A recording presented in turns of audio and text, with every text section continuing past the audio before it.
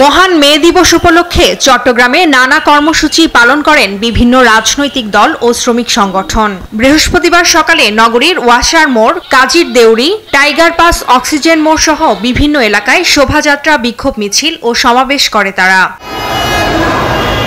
গাজীপুরে জেলা প্রশাসন, কলকারখানা ও প্রতিষ্ঠান পরিদর্শন অধিদপ্তর, শিল্প সম্পর্ক শিক্ষায়তন এবং শ্রমিক কল্যাণ ফেডারেশনের উদ্যোগে বর্ণাঢ্য শোভাযাত্রা বের হয়। পরে জেলা প্রশাসক কার্যালয়ে অনুষ্ঠিত হয় আলোচনা সভা। এছাড়া চান্দনা চৌরাস্তায় গাজীপুর জেলা গার্মেন্টস টেক্সটাইল শ্রমিক ফেডারেশন সহ বেশ কয়েকটি শ্রমিক সংগঠন শোভাযাত্রা বের করে। আজকে 129তম মে দিবস হওয়ার পরেও পিএনজেড গ্রুপের 8টা কারখানা সহ গাজীপুরের 11টি কারখানা আছে যাদের 4 মাস, 2 মাস, 3 মাস মজুরি বকেয়া, তাদের বেতন বকেয়া, তাদের ঈদ বোনাস বকেয়া, তাদের খোরাকি ভাতা বকেয়া, তাদের ছুটির টাকা বকেয়া।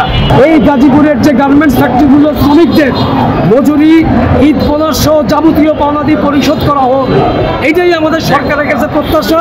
খুলনাতেও র্যালি ও আলোচনা সভা হয়। খুলনা রেল স্টেশন চত্বর থেকে বর্ণাঢ্য শোভাযাত্রা শুরু হয়ে শিল্পকলা একাডেমিতে গিয়ে শেষ হয়। পরে সেখানে দিবসের তাৎপর্য তুলে ধরে আলোচনা সভায় অংশ নেন বক্তারা।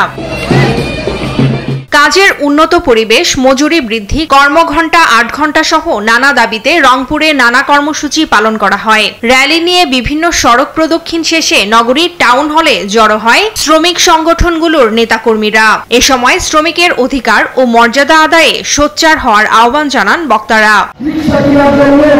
ন্যায্যতার ভিত্তিতে শ্রমিকদের দাবি পূরণ হলেই মহান মে দিবসের উদ্দেশ্য সফল হবে বলে মনে করছেন সংশ্লিষ্টরা।